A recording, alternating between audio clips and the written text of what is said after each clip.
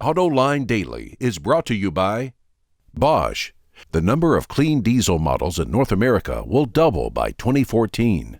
Bosch Clean Diesel. Good, clean, fun. Bridgestone. Your journey, our passion. Dow Automotive Systems. Improving durability and increasing design flexibility with Betamate structural adhesives at dowbetamate.com. And by the 2013 Hyundai Sonata. Learn more at HyundaiSonata.com. Hello and welcome to Autoline Daily. Coming up later, we have some news from that guy that many of you have taken to calling Sandy Claus, the one and only Sandy Monroe. But before we get to that, here is what's hot off the presses. And in what is going to become a geopolitical game changer, the International Energy Agency, which is based in Paris, says the United States will surpass Saudi Arabia in oil production by 2020. It's all about shale oil and fracking. And the IEA says natural gas will replace oil as the primary energy source in the U.S. by 2030. Now, that doesn't necessarily mean lower prices for gasoline at the pump, because those are set by international markets. However, U.S. oil consumption is declining and is expected to decline for decades. Here's my Autoline insight. This could have a big impact on the 2017 review of the corporate average fuel economy regulations. The pressure to achieve 54.5 miles per gallon by 2025 could ease up.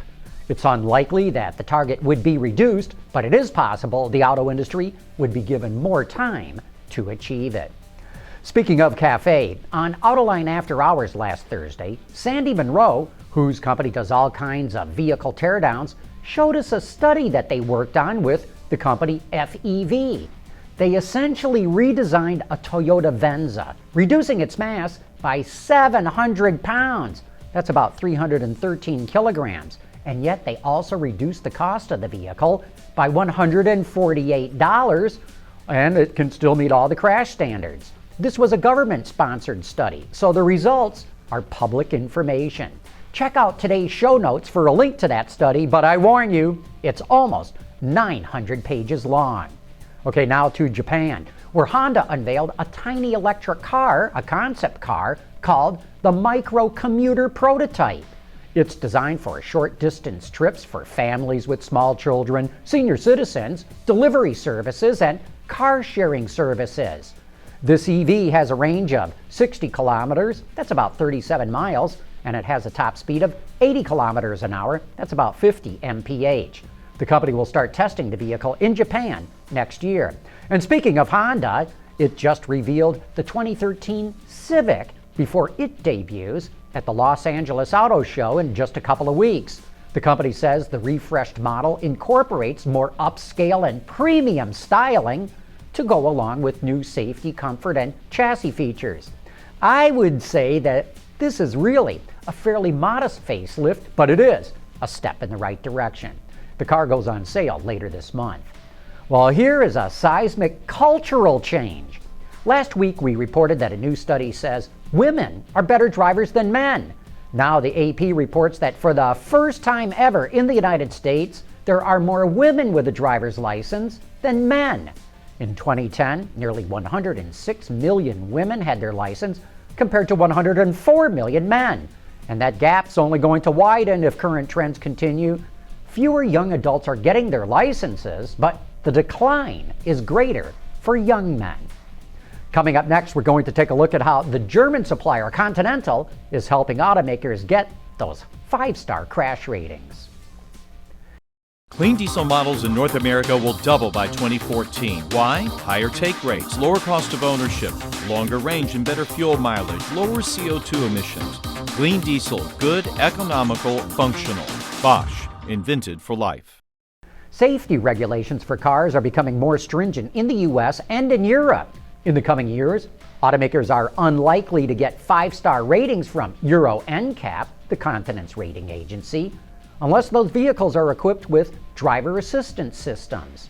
That's why the supplier Continental is developing several different emergency brake assist systems to help automakers pass those stricter tests. Emergency brake systems, it's similar to pedestrian detection systems. We have a big scalability.